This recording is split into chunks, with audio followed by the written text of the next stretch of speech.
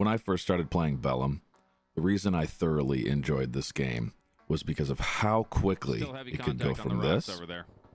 Should we pick it up and still move to Zulu? to something like this.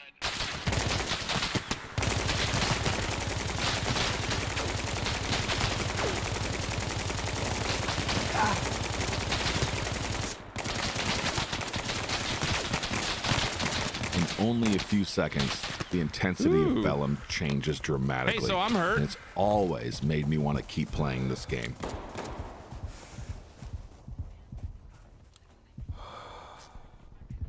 Yeah, good chance Gunner goes down here based on the amount of hits I just took, boys. This game is so unique to other mill sims that I simply couldn't get enough. However, as I've continued to play, I've learned that there's a missing component of the Bellum community, and that is more players willing to take on leadership roles. Today, I'm going to teach you 4 simple ways of how to command like a pro in Bellum without needing any previous military or mill sim experience. My name is Blake. You can find me as the Pessimistic Live on Twitch, YouTube, and in Bellum. Let's take it away. 1612, we're setting 30 seconds. The first thing I want to discuss in Bellum is the type of leadership roles that are available. Bellum has many available leadership positions, and while they do vary from faction to faction, between the 75th Infantry, the Seder MPCs, and the Al-Salam Insurgents, they do share some key characteristics. First, the highest level of command, often referred to as 1-6, is the team fully responsible for the entire coordinated efforts of each faction. They're supported with their own counterparts, 1-7, 1-8, and 1-9.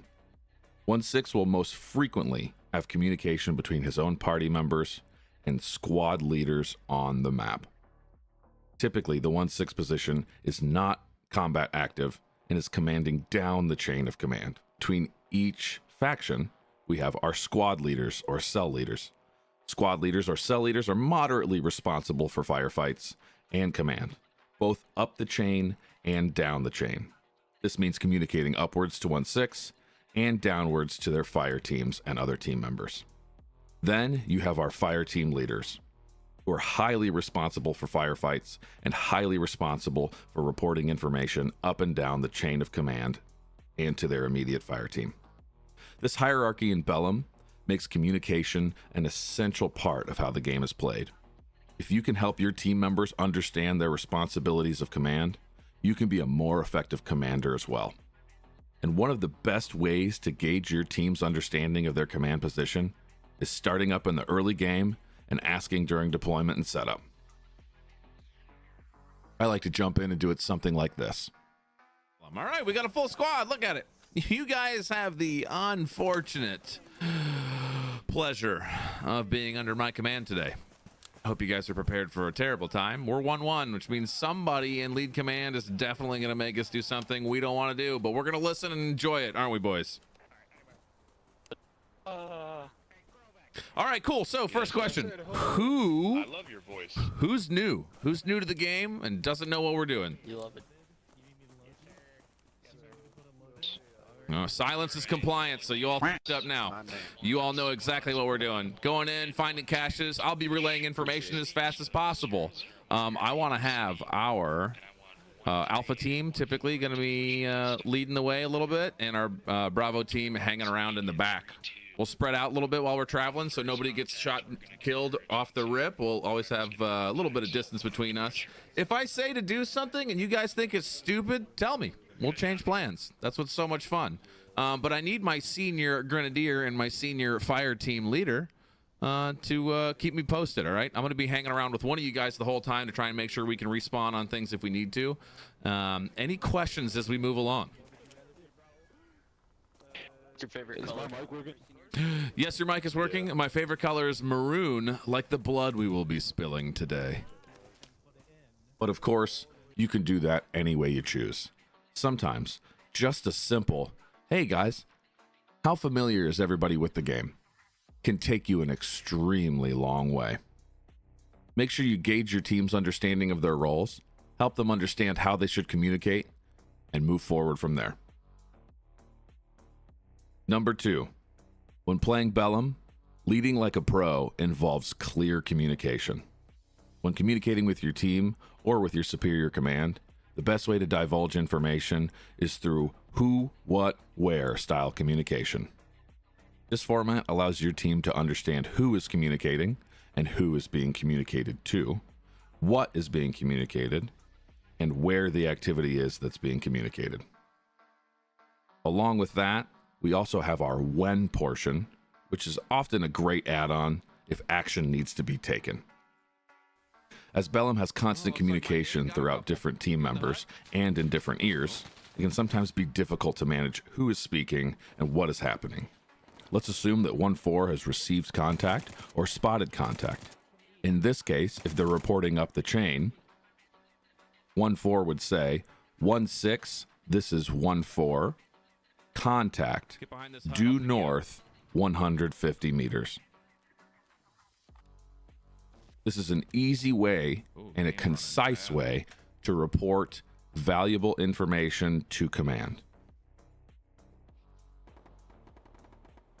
When commanding down the chain, adding the when component is critical. 1-4 alpha, this is 1-4 actual. You have contact south of your position.